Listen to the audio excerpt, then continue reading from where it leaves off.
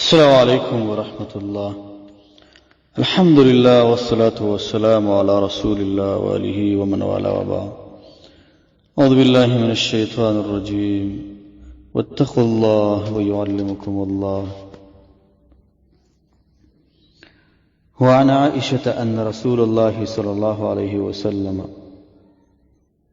أمر بكبش أقرن يطأ في سواد ويبرك في سواد وينظر في سواد.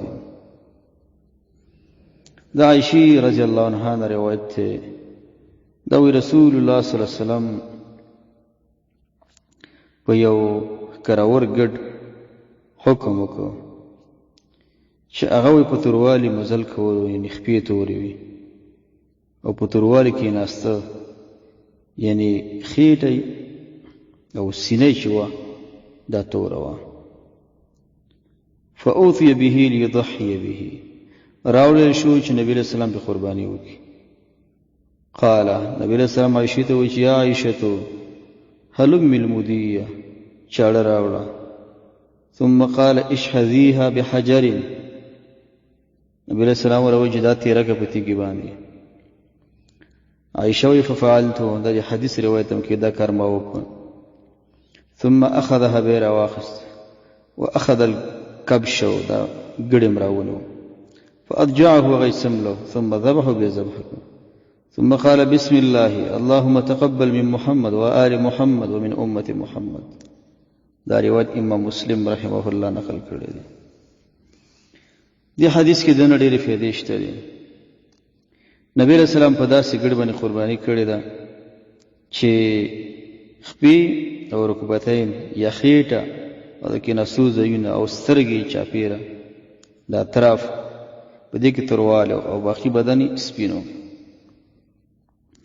امام خطابي وایي چې دا حدیث دلیل دی چې په دغه شان صفت والا ګډ باندې قرباني مستحب ده. ځکه نبي علیہ السلام وایي چې خپو کې توروالی دی په سترګو کې توروالی دی نو نور چې سپین او په دغه اندامونو کې توروالی دغه باندې نبي علیہ السلام قربانی کړی ده. ظاهرا چې ښکلا لري او حیوان دغه په وحی کې ملزتي. حلم دا د حجازینو اصطلاح ده چې د واحد تثنیه جمع دپاره مذکر مؤنث دپاره دا یو شان ته استعمالوي. بنو تمیم به هر دپاره جدا جدا صیغه ترې جوړوي. هلمی نو دلته د بنو تمیم په نیز ورشوي دي. قرآن کې چې راځي چې قل هلم شهداءکم د حجازونو د استعمال طابق. المدیه چاړه ته وایي سکین تیل کېږي. اشحذیها یعنې دا چاړه تېره که ځکه دا ادب دا دی چې کله هم څوک حیوان ذبحه کوي نو پکار دی چاړه تېروي. داسې نه چې سره ګونې قطع کړي او بیا تیږې پسې چغې وایي چاړه تیږه راوړئ هغې دا چاړه داسې ده د کار نه ده. حدیثونه معلومیږي حیوان سره احسان داره چې چاړه ته ښه تېره کړه او بل د حیوان په مخامخ چاړه مه تېره کړه. دا هم یو ادب دی.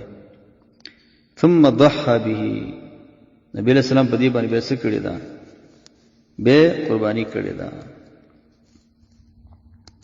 او داسې ویل چې اللهم تقبل من محمد چې یاره دا قبوله کړي د نبی علیہ السلام له طرفه خپل نه مې واغست.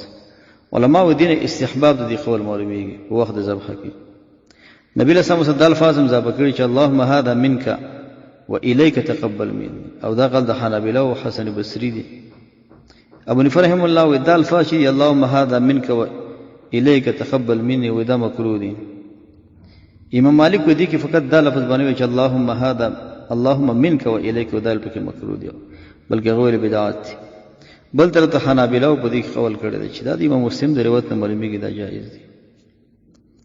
بعض علما وایي چې دلته نبی اسلام داسې ویلي چې آل د محمد او دا دلیل د دې دی چې یو ګډ د ټول کور نه کافي کېږي او دا خبره علامه خطابي هم کړې معالم سنن کې کړې ده. څنګه چې د نبی اسلام د ټول فامیل او د ټول آل کلمه استعمال کړې ده یو ګډ کافي شوی دی نو دلته هم کافي کېږي.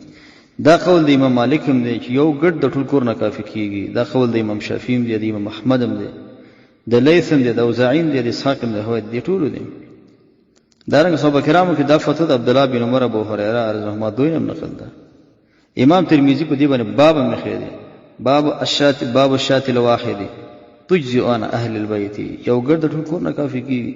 بیا وایي چې والعمل على هذا عند بعض اهل العلم وهو قول احمد واسحاق، دا د بعض ائمه قول ده. د امام ابو ثور او سفیان وایي چې یو ګرد و د یو تن نه کافي کیږي، او دا پاس حدیث باندې رد کړی دی او تعویل به کړی ویل ته مراد هغه د اجر او ثواب دی. خدا د شی ډیر دلیل په دې باندې نور موجود دی، یو ګډ د یو کور نه کافي کیدل شي. دارنګه علامه جمال الدین زیلعی په نسب رائے کې اخر روایت راوړی دی چې غد دلالت په دې باندې کوي چې یو ګډ د ټول کور نه کافي کیږي. مبارک پوری سے تحفۃ الحوزی کې دا مسله ذکر کړي چې یو ګډ د یو کور نه کافي کیږي. عبد الله بن هشام وایي چې کان رسول الله صلی الله علیه وسلم یضحی بالشاة الواحد عن جميع اهله. امام حکیم دا حدیث نقل کړی په صحیح سند باندې. نبی علیہ السلام یو قربانی کړی دا یو ګډ ټول کور نه کافي شوی دی. دارنګه عطا بن یسار وایي چې ما د ابو ایوب انصاری رضی الله عنه پوښتنه وکړه چې تاسو به قربانی څنګه کوله؟ هغه وایي چې کان الرجل فی عهد النبي صلی الله علیه وسلم یضحی بشاة عنه وعن اهل بیته فیأکلون ویطعمون ثم تباهى الناس فصار كما ترى. وی خلق به د نبی سم په دور کې یو ګرد کور نه کافي کو، خوراک به دغه نه کو، بلم تی ورکو. اوس خلق به دې کې څه کوي؟ فخرونه خلق شروع نه ارڅ کوي، ځان ته قرباني کوي. ابن ابي الدنيا یو قول نقل کړی د علي رضی الله عنه چې هغه دا فتوا ورکړي چې یو کور نه یو ګرد کافي کیږي. دلته دا خبره کړي چې امت محمد یو ګرد ټول امت نه کافي کیدل، دا قربانی د غیر طرفه کول، دا د قول د امام محمد دی. هغه دا د دې نبی خصوصیت دی، دا د نبی سم د خصوصیاتو نه ده. خلاصه دا ده چې یو حیوان د ټول کور نه کافي کېدلی شي، در کله پکې مشرانی کشرانی